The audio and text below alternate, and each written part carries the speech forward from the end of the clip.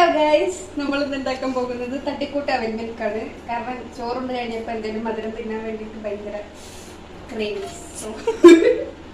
So നമ്മൾ ആദ്യം പാലെടുത്തിട്ട് ഒഴിക്കുന്നു. എന്നിട്ട് നമ്മൾ പാലിൽ കുതിർക്കുന്നു. പിന്നെ മിക്സി ഓൺ ആക്കിയിട്ട് കഴുകൊക്കെ വേണ്ട, അതുകൊണ്ട് അത് നമ്മൾ ഒഴിവാക്കുന്നു. ഇതെന്തേലൊക്കെ ആവും, പക്ഷെ നിനക്ക് ഉണ്ടാവൂല.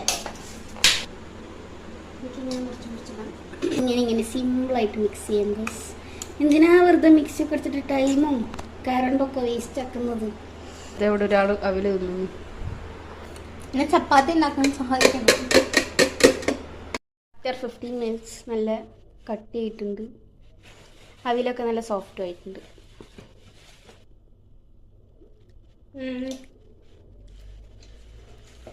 സൂപ്പർ. അവിടെ ചപ്പാത്തിക്ക് കുഴക്കാണ് ഗൈസ്.